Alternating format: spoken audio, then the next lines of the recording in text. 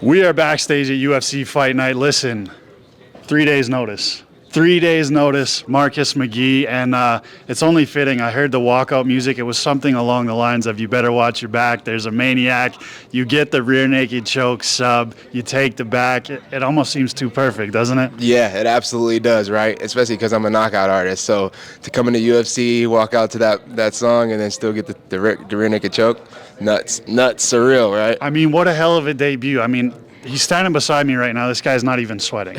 He's not even sweating. He went in there, he put on that pace for, I guess, a round and a half. Like, how does one establish stamina like you have? You know, I don't even think about it. I just go, and honestly, my coaches and me, I have to tell myself, too, to slow down sometimes because that's just my nature. I like to get after it. I've always been that way through skateboarding, through everything I do. It just, well, you know, once I see something, I just go for it, and I don't really pay attention to fatigue or any of those type of things. So it fits into fighting really well. See, that's very interesting that you mentioned skateboarding because you have to have that, you know what, just go for it attitude when you're skateboarding. I mean, I wouldn't say, you know what, skateboarding and MMA are almost alike in a way that if you're not completely focused on the one part, you're going to fuck it up. Yeah, no, 100%. And that's exactly what it is. You can't, all the outside noise, you know, it doesn't work to hold that in your mind. So you just got to have a goal and set your target on that and get after it, you know. And it fits into fighting for me. So that's why my pace is how it is. And then training with the guys I train with, you know, like Suge and Kyler and Mario Bautista,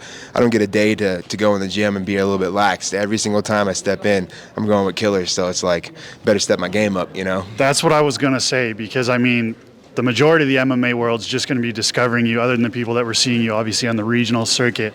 But there are those people out there that know you from the lab, right? With Suge and Kyler.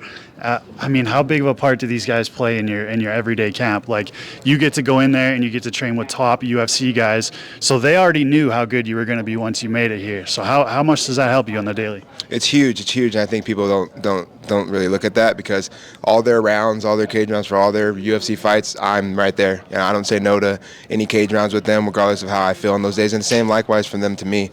We're there for each other, and I think that's what separates us to a lot of different places. Because even if we're not in camp, even if we're not getting ready for a fight, we are ready for each other to be there every single day, bleed, sweat, everything that they need to make sure that they're as successful as they can be on fight night. So I've been with these guys day in and day out before I even turned pro, and it shows, you know, when we come out and compete. And I took them in there with me, even though it's a single man sport.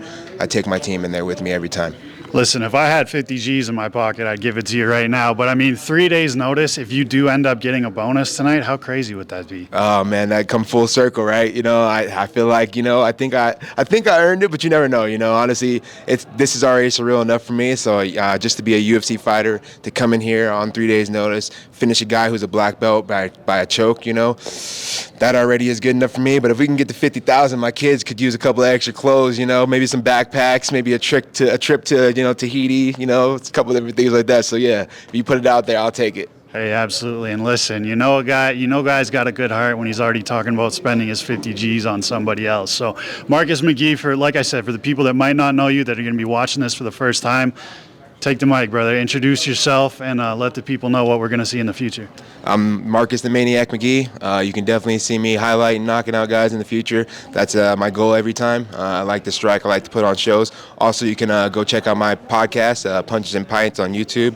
I'm also coming out with a cooking show. I like to cook. I like to skateboard. I like to garden. I'm into a lot of different things. So if you guys want to check me out on Instagram, Maniac_McGee, MMA, or on Twitter, Maniac McGee 07. I'm always doing something fun. Listen, a man of many talents and a hell of a UFC debut. Congratulations, Marcus Mcghee. Thank you so much, brother. I appreciate it.